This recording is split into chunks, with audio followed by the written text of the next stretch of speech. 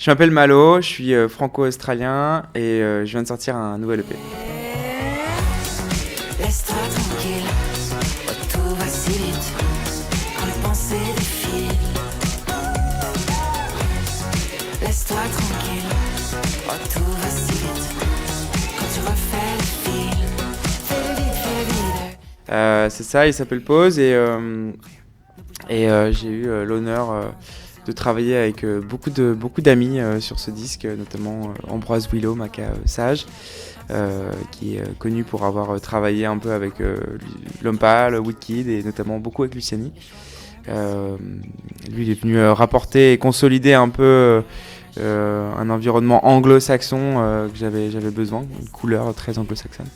Et puis Vincha qui m'a aidé à ouvrir de nouvelles perspectives sur ma manière d'écrire et de poser ma voix, qui écrit pour beaucoup de gens. Et puis Hugo Lab aussi qui m'a fait voir une nouvelle vision, aka Montmartre, qui est un projet très électronique, qui m'a également fait voir une nouvelle vision de la production musicale.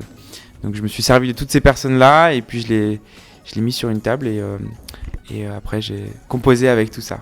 Mais c'est exactement ça. En fait, pour moi, l'EP, c'est un condensé d'émotions et en même temps une bande-annonce de ce que sera le nouvel album.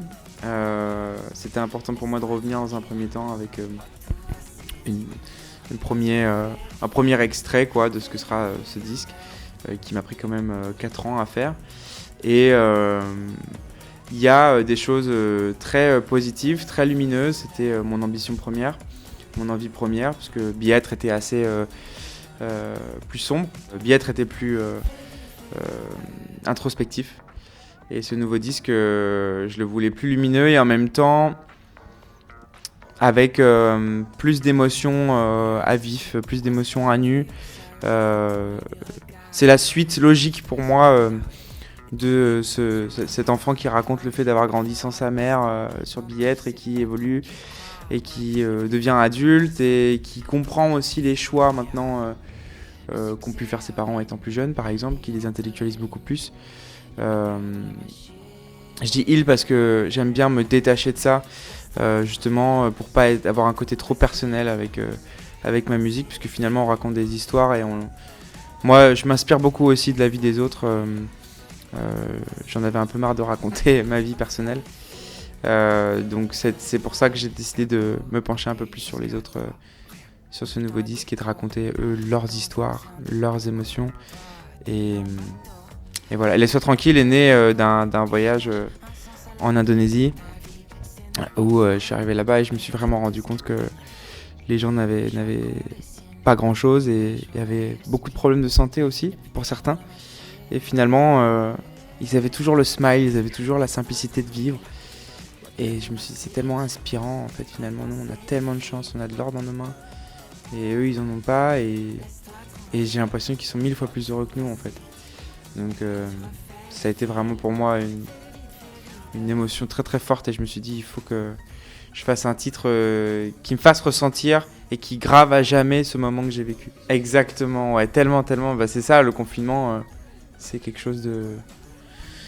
Ça a été bénéfique je pense pour beaucoup de gens, ça a été dur pour d'autres aussi hein, évidemment, mais il me semble que c'était relativement bénéfique pour beaucoup puisque ça a été enfin une pause sur ce monde de fou, sur cette société où on a pu prendre enfin le temps de penser à soi, j'ai l'impression, de réfléchir en fait. On le voit, il y en a beaucoup qui ont changé de travail en sortie de confinement. Ça a été une grosse remise en question. Et moi, ça m'a permis d'écrire en fait des nouvelles choses, de prendre plus de temps pour faire ce disque. Je pense que s'il n'y avait pas eu le confinement, je l'aurais sorti avant. Et c'était prévu qu'il sorte avant. Et ça aurait été une bonne chose parce que... Enfin, c'est une bonne chose qu'il y ait eu ça parce que ça aurait pas été le même album. Ouais, c'est ça. Pour moi, ce fil conducteur sur le disque, il était important de l'avoir parce que Bien-être était plus une collection de chansons. C'était plus des chansons que j'avais écrites à partir de mes 16 ans jusqu'à mes 23 ans. Donc il y avait moins une homogénéité et quand je construis un album, je le pense comme un film où j'ai besoin qu'il y ait un début et j'ai besoin qu'il y ait une fin avec du suspense, comme si j'avais pas encore tout dit quoi, mais je cherchais quelque chose en tout cas de très organique et mon fil conducteur c'est là que je l'ai trouvé. C'est sur le côté très vivant, très organique avec ce gospel aussi qui ramène une texture à travers les titres, qui permet de les lier ensemble même si on a un titre un peu plus funk, un autre un peu plus rock et un autre un peu plus pop. Cette texture de gospel et les instruments comme la basse fretless par exemple que je voulais utiliser amène ce fil conducteur. Même si on navigue entre plusieurs styles musicaux différents, c'était important pour moi d'avoir tout ça. Ça a été ouf parce que Julia, c'était la première artiste que j'ai rencontrée de ma vie. Quand j'étais en Australie, j'avais 17 ans ou 16 ans quand on s'est rencontrés. En fait, John Stone était mon professeur de musique, donc leur papa, Angus et Julia. C'était mon professeur de musique en Australie. Et je l'appelais John parce que on appelle tout le monde par leur prénom là-bas, pas vraiment par leur nom de famille. Ce que je trouve assez cool parce que du coup on est tous sur le même niveau, quoi. Il n'y a pas de hiérarchie. Même à la banque, on appelle mon conseiller, je l'appelais par son prénom, donc c'est un délire. Limite je le checkais. John, il voyait que je faisais des petits concerts dans des restos, tout ça, et puis en mode extrascolaire, quoi, que je gagnais un peu d'argent comme ça. Puis un après-midi, il est venu me voir et il m'a dit viens chez moi, on va écouter un peu de musique et puis on va parler, tout ça. Et puis en arrivant chez lui, j'ai vu qu'il y avait les disques de platine Angus et Julia qui commençaient à avoir un succès en Australie. Pas encore vraiment mondial, je sais plus s'il est sorti Big J Pain à ce moment-là. Je crois qu'on était vraiment aux prémices. Et un soir, il m'appelle et il me dit il y a Julia et Angus qui sont à la maison, on va faire un bœuf, est-ce que tu veux venir? Donc j'ai pris mon vélo, je suis descendu. Et ça a été énorme pour moi de rencontrer Angus et Julia parce que j'ai toujours voulu faire de la musique de manière professionnelle. Mais forcément, c'est un milieu qui te paraît tellement loin dans un premier temps et tellement inaccessible. Et eux m'ont appris que finalement, c'était simple en fait. Enfin, il fallait juste avoir de l'amour pour la musique et puis bien travailler les lives, bien travailler tout ça. Et Julia m'a dit, je faisais écouter mes chansons et c'était ouf parce qu'elle était assise. Il y a un soir, elle était assise au piano à côté de moi et elle a commencé à toucher un peu le piano et chanter ma chanson avec mon texte. Je dis putain, c'est énorme. En fait, elle faisait vivre ma chanson, quoi. Que je pensais que voilà, tout le monde s'en foutait, c'était un truc que j'avais fait dans ma chambre. Et elle m'a dit, oh, j'adore ta chanson et tout. Puis je dis, ouais, ça se trouve un jour, on fera un truc ensemble et tout. Et 10 ans après, jour pour jour quasiment, on se retrouve à faire Love and Demon. Quand j'ai construit Love and Demon, initialement c'était un titre full anglais. Mais j'avais ce challenge pour moi de faire tout cet album en français. C'était important pour moi de faire ce disque en français. Et je me suis dit, comment est-ce que je vais pouvoir la mettre? Parce qu'elle avait un truc très anglais pour le coup. Et puis surtout le Love and Demand, l'amour à la demande, je voulais pas le changer ça. Parce que je trouvais que c'était une bonne accroche et ça exprimait vraiment bien et limpidement ce que je voulais expliquer dans cette chanson. Et je me dis, bon, je redésosse la chanson. Et je me dis, ok, alors je vais faire une phrase, en fait, comme question-réponse dans un premier temps. Et en même temps, je veux que les paroles anglaises répondent aux paroles françaises. Qui est comme une conversation et qu'en même temps, ça se suit en fait. On a une discussion, moi je parle en français, elle parle en anglais, et puis après on se rejoint sur le français. Et je sais pas pourquoi j'avais la voix de Julia en tête. Après, je sais qu'aujourd'hui elle est out there, tu vois, genre elle fait des tournées dans le monde et tout. Et je me disais, c'est peut-être impossible, mais j'entends sa voix, quoi. J'entendais vraiment sa voix résonner sur ce titre. Je me suis dit, bon bah vas-y, je lui envoie et on verra bien ce qui se passe. Et direct, elle a répondu ultra favorable. Elle était en mode, j'adore et tout, c'est un super titre. Je suis trop chaud. Et puis quelques jours après, elle m'a envoyé ses voix. Et ce qui est ouf, c'est que il y a eu une telle connexion qu'on a l'impression qu'on enregistrait en face à face dans le studio, alors qu'on était à des milliers de kilomètres séparés, quoi. Et quand tu écoutes le titre, tu as l'impression qu'on a tout enregistré live, avec les cordes, avec les gospels, la batterie, tout ça, alors que tout a été splitté. Les cordes, je les ai fait entre Londres et l'Italie. Les batteries, on les avait fait dans le sud de la France. La basse, on l'a faite à Paris. Les cuivres... non, il n'y avait pas de cuivre dessus. Mais c'est ouf parce que tout a été splitté et finalement il y a une telle alchimie sur ce titre. Je pense que tout le monde a réussi à s'y retrouver un peu, musicien comme Julia, où bah en fait une fois que tu dézoomes, t'as l'impression que c'est live quoi.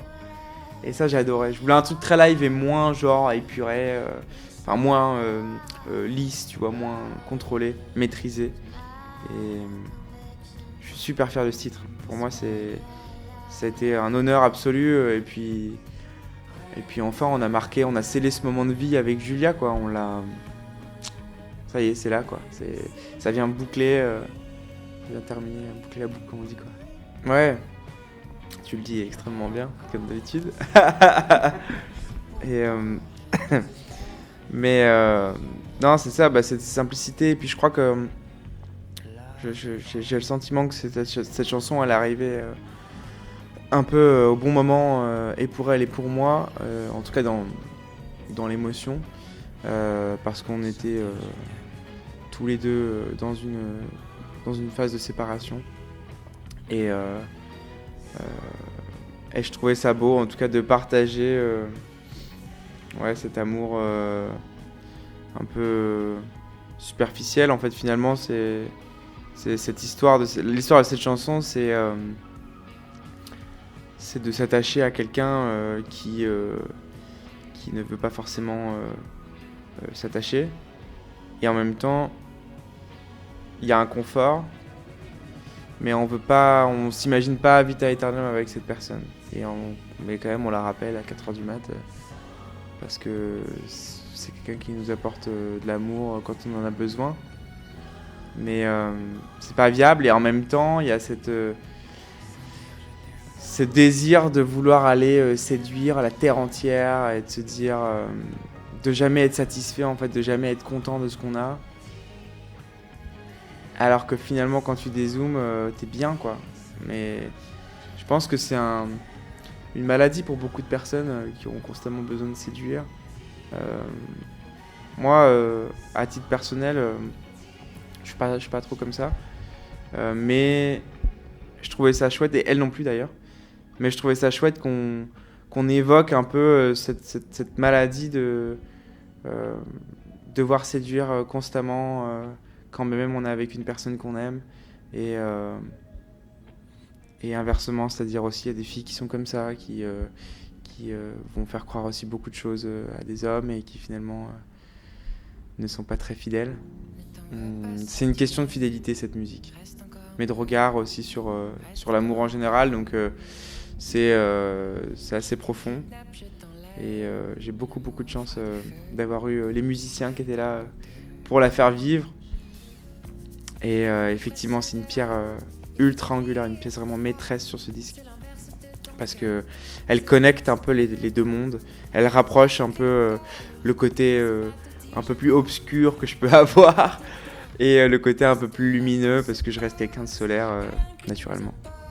Ah, je suis totalement d'accord avec toi, et bah, ça pour moi ça rejoint beaucoup à tout ce qui lie cet album en fait, ce truc de recherche de soi-même. Je pense que quand on est infidèle, c'est parce qu'on essaye de se rechercher soi-même. Enfin, j'ai l'impression qu'on n'est pas capable d'offrir une bonne version de soi-même à la personne qu'on a en face de soi, donc on va essayer d'aller plaire à tout le monde parce qu'on veut se rassurer. J'ai l'impression qu'il y a un truc, on veut se rassurer sur soi-même, donc on va courir derrière tout le monde et finalement être assez vide parce que tu n'as pas le temps de creuser avec les gens quand tu fais ça.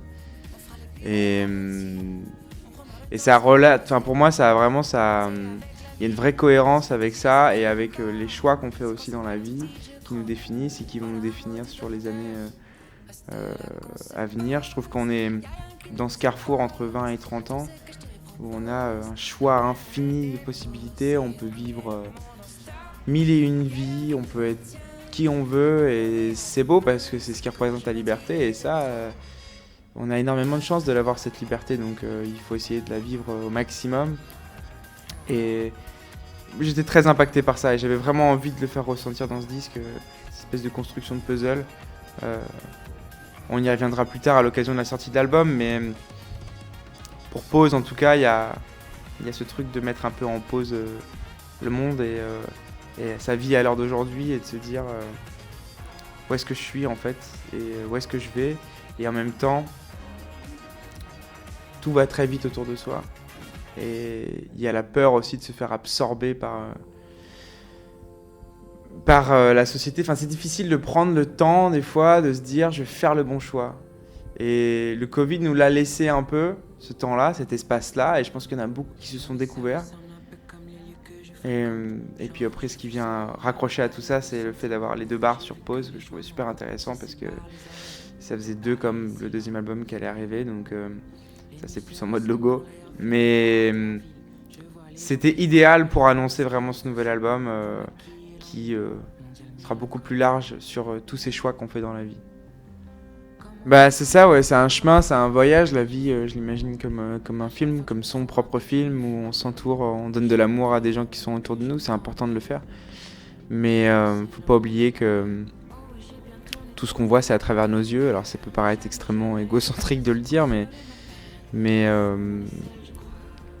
la vie, enfin, notre vie, on vit pour nous, quoi. Tu vois, toi, tu vois à travers tes yeux, moi, je vois à travers mes yeux, et je sais pas combien de temps ça va durer, mais autant essayer que le passage, cette aventure soit réussie. Enfin, en tout cas, j'aime pas trop la question de réussi, mais en tout cas qu'on se fasse plaisir et qu'on donne de l'amour à soi et aux autres. Et ouais, pour moi, c'était important. Et seul vient exactement englober tout cet état d'esprit où aussi on est seul à lutter avec nos sentiments, on est seul à lutter avec notre propre confiance, tu vois, on est seul, on est beaucoup seul, mais on se rassure, on essaie de se rassurer. Donc du coup, on donne ce qu'on peut aux gens qui nous entourent. Ah ouais, c'est très bien dit. Mais pour moi, la vraie réussite, c'est juste d'être bien, d'être soi-même, d'être stable dans ce monde qui est extrêmement compliqué, mais de donner de l'amour sans jamais s'arrêter aux gens qui nous entourent, quoi. Pour moi, c'est ce que j'ai découvert, c'est ce qui me fait du bien. À titre personnel, j'ai peut-être l'air un peu naïf quand je le dis, mais le plus important pour moi, c'est de faire du bien et de faire du plaisir. Et c'est aussi pour ça que je fais ce métier qui est devenu une passion, mais qui était de base une passion, excuse-moi. Qui était de base une passion et qui est devenu un métier. Mais c'est pour se faire du bien, en fait. J'adore cet instant où on est sur scène et le public est là et en fait on met tout de côté et on est vraiment connecté sur ce moment où plus rien d'autre n'existe et ça fait du bien. C'est une porte de sortie tellement importante, encore plus aujourd'hui, j'ai l'impression. Et j'aime ça, quoi. J'aime être un peu cette porte de sortie pour se faire du bien et se donner, c'est de se donner de l'amour, ou en tout cas essayer de faire comprendre aux gens que ça fait du bien, en fait, juste de se poser, quoi, et de rester naïf parfois.